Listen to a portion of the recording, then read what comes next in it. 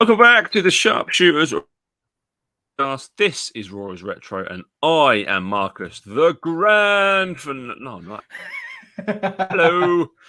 With me, I would say as ever, but filling in for me, the host of this podcast is Manny. How you doing, mate? It's good. I'm just glad that I don't have to do the intro. Do you know how much energy it takes to do that? You're not. I don't think you're privy to how me and Marcus tend to do the Untitled Manny and Marcus show. But when we start, no, before we hit that start go live button, we are exhausted, and then suddenly we hit go live, and then all this energy comes from it. But like it Energy's felt on. good to take a week off during October. Yeah, it's been a rough time for me personally, but I really appreciate you guys keeping the show going. It's been good. And yeah, the show's been fantastic. I missed out on some beauties, but I mean, this excited to be back. Let's kick it. It didn't feel the same. Like it's fine me and Marcus doing the shows, but like because this was your brainchild essentially. It didn't feel right to do it without you. So it's good that you're back. Yeah, I've been missing it. But yeah, I've been trying to slowly figure out a setup. As you can see, this isn't my usual surroundings. This is I'm still not back in my own house, but yeah, we'll make it work. Yeah, I will be back better than ever sooner. Kick off this week's episode of Raw is Retro. We start with a recap of the Bang 316 moment. We're still fantastic even to this day. Some 22 odd years later, 24 years later, superb. It was good TV. To rewatch that. To be honest, I rewatched that and I was just like, "This is so fucking funny." Yeah, it's just so good. Such a good actor this period. Vince is so over the top and comical, but you can see they're both doing it. And then when Vince comes out on the ramp to start this episode of Raw off with and the Big Boss Man as well. That is the Big Boss Man, right? Has that been mentioned that he's back? Yeah. In the episode before, it was the episode where just before Judgment Day, the Boss Man returns because right. Yeah. He's there in his shield gear, and then Vince has brought dogs to the stage, and then just making sure Austin does the right thing, which he clearly doesn't. But no. Yeah, I quite like this segment. I quite like Vince with his lawyers, and then obviously, basically, and then Austin appears on the things, the big Titantron behind him. Yeah, you pissed your pants. You should have bought some diapers because Vince pissed. Very good. Kick straight into the action. Decent first match. It should have gone a lot longer because Blackman and X-Pac were they had something going here. I was enjoying this. The man's man.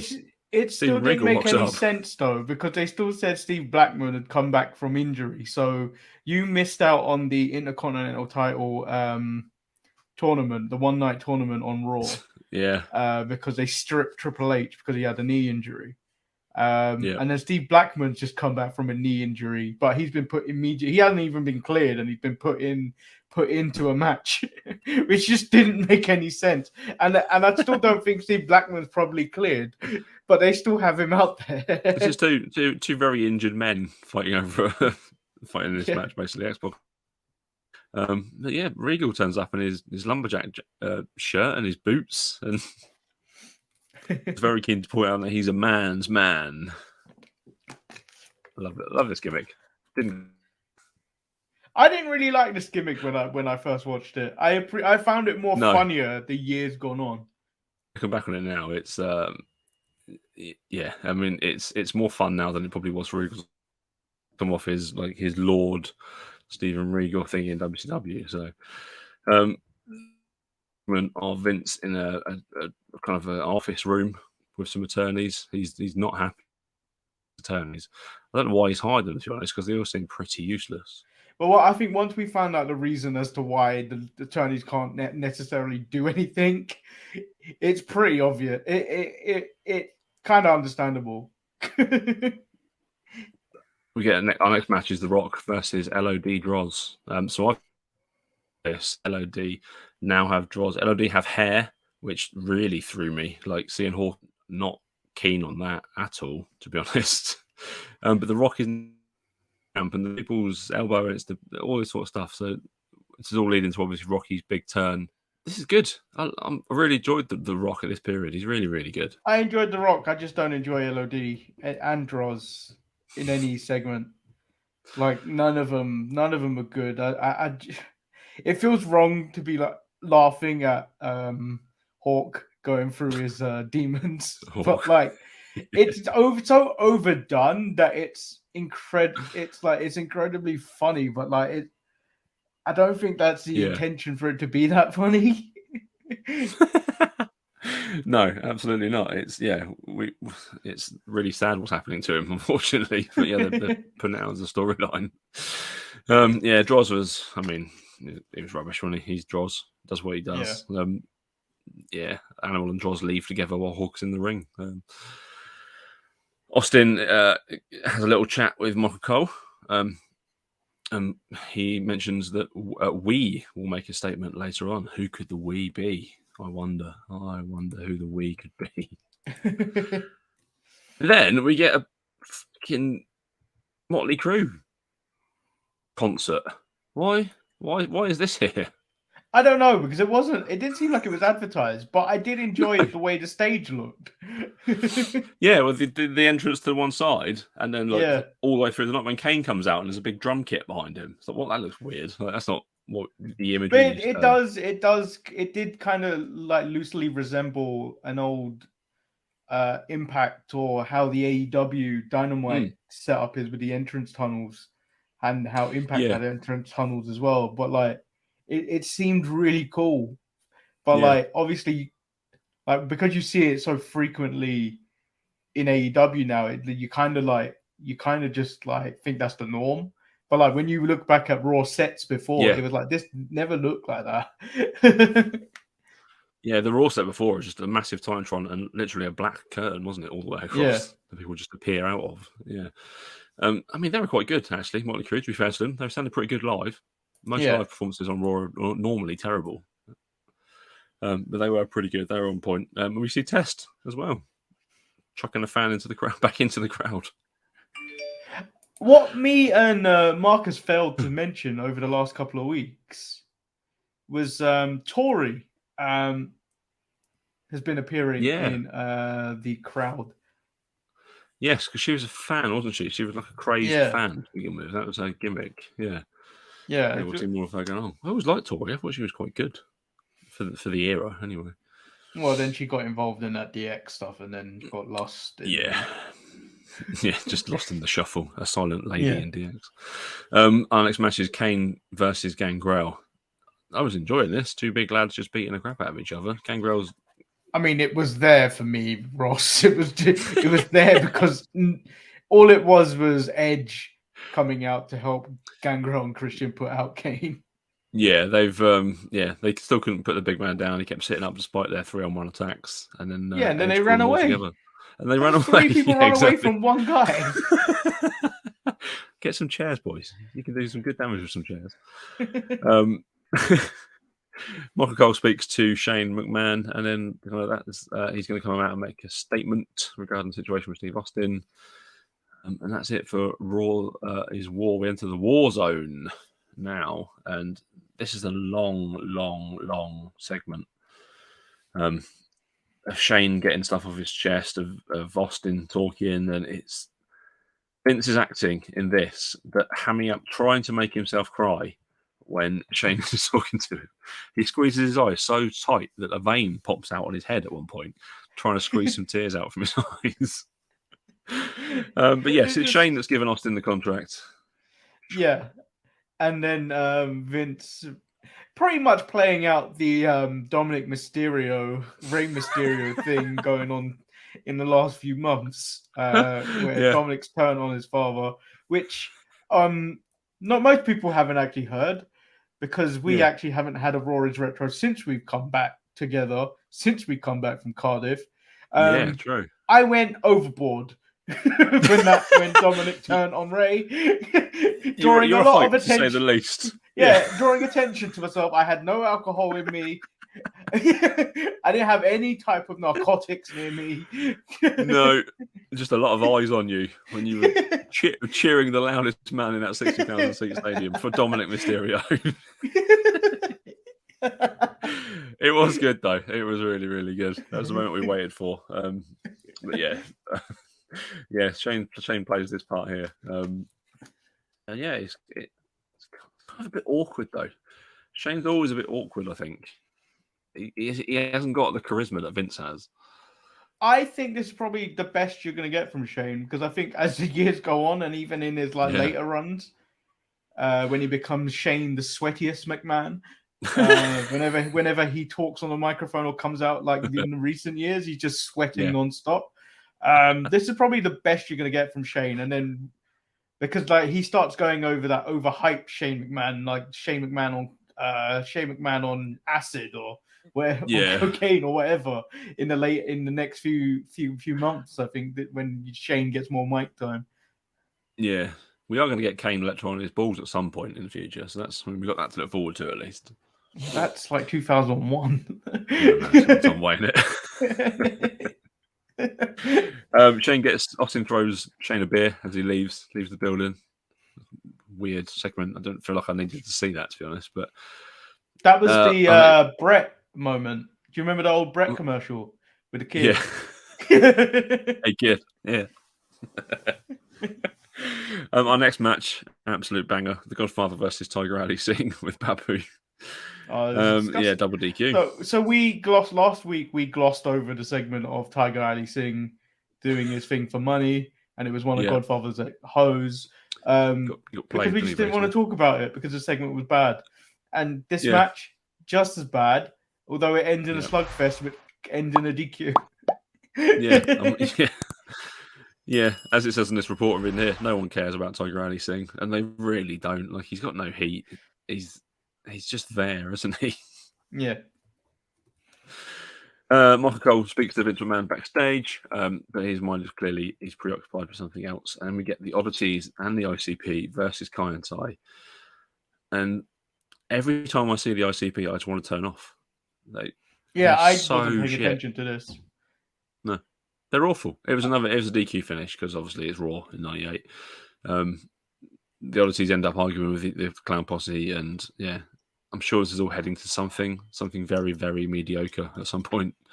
But does anyone care about any of these people in there? Really? No. No. We say, what do we get next? We get Austin outside. Vince McMahon, sorry. He says that Steve Austin says, "We'll say I quit tonight." Michael Cole chats to Ken Shamrock, the most intense man in the world. Because, Ken is still feuding with the Nation, weirdly enough. We get Goldust versus Mark Mero next with Jackie.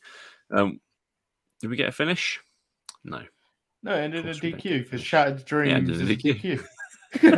Yes, which doesn't get picked up enough, to be honest. Another DQ finish. That's 3 in a row so far. Out comes Sable for the biggest pop of the night. At this point, her pops are bigger than Austin's, aren't they? It's ridiculous how over she is. Are they? I think they are. I think they kind of still are. Austin seemed a bit lower this week. I don't know, maybe where they are. They're in Wisconsin this week. But yeah, I don't know. Maybe they're so deprived of seeing a woman that Sable's pops are massive. But we'll get a women's title match at Survivor Series because that title's now back. That title wasn't here last time we did an episode of this show. Where's it come from? It came out of a mystery trash can. Where from when Medusa or Alundra Blaze threw it in the bin in WCW. But it'd been vacant for 3 years, which probably was the longest time a women's title had been vacated. But I was saying to Marcus in the last, I think maybe the last episode, this may be the longest time there hasn't been a WWF champion because that title has now been vacant for nearly 2 months. Yeah, that's true. Our next match is the Outlaws taking on Mankind and Al Snow, a pairing that we see together for the very first time. Obviously, we all know about Mankind and Al Snow, sort of, or Foley and Snow's relationship. This is not a bad match, considering it's the Outlaws and Mankind and Al Snow. Yeah, it wasn't that bad. We do get D'Lo Brown and Mark Henry coming out at the end to beat up the Outlaws because it's 98. We do get a finish though. We actually get a free count. The Outlaws win with a roll up, the most dangerous move in all of wrestling. Sorry, I've been interrupted. I was always throwing things through the door. Never mind. Yeah, we get some. Yeah, obviously some shenanigans after the match. But yeah, it's the Attitude Era. This is what you get. Which leads us to our main event: Steve Austin versus Ken Shamrock. Can Ken get the job done and make Austin say, "I quit"? No. Of course he can't. No, he can't. Of course he can't. This is Austin. And it's Ken Shamrock. Let's forget it's Ken Shamrock who has peaked. He's won the King of the Ring. He's won the Intercontinental title. He's peaked. Because this is all downhill from Ken Shamrock. I think he gets does he get a tag team title run with Boss Man? Maybe, I think so. Yeah, Corporation. Yeah. I think so. But at this moment, I believe he's peaked. Yeah, I think he has. Yeah, he's just now going to flatline until he disappears from the company. Yeah, obviously Austin wins. Just more shenanigans at the end because if the Stooges come down, they all get stunners. Yeah, it is your prototypical Raw 1998 main event where it's a match starts, a match ends very, very quickly with shenanigans, and Austin stands tall basically. Yeah, well, it's not like Raw now under Triple H where matches are longer. Yeah, there's actual endings to matches. I mean, you may not get an ending to a match on Raw because they will do the storyline. They'll play it to the pay-per-view or premium live event is what they're calling it. But this, you knew you were never going to get finishes. And spoiler out for next week, there's no finishes for that either. Because Kane is mad. Yes. What a shocker. This is all we're leading up to Survivor Series Deadly Games, which has the 16-man tournament, and also so far announces the women's title match. But yeah, it's the Rock turn, isn't it? The Survivor Series. I think if we can make it, we will try and do a watch along of this Survivor Series because this Survivor Series is actually quite good. I don't think I've seen it since it actually happened. I can't remember ever going back and watching this one. I haven't ever gone back and watched this one. No, probably for a reason. It doesn't stand out more, probably apart from the Rock's his turn at the end and it springboards Foley into main event status again. Yeah. But yeah, apart from that. So that's Raw. It's your standard episode of Raw with some good Austin McMahon stuff and other matches that really had no consequence of any point at all. Your match of the night, Manny? Begrudgingly, I'm going to say the main event. Yeah. I didn't necessarily care too much about any match just on this episode of Raw. How about you?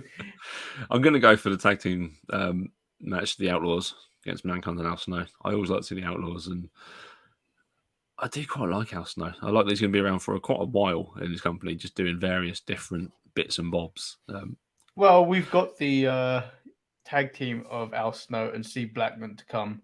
The formation of Head Cheese. Head Cheese. Is that 2 or 3 years away at this point? But yeah, it's coming. Maybe we peak there. We stop at that point. It doesn't get any better than that. Do you want MVP for tonight, Manny? Vince. For the last, I want to say month or maybe 6 weeks.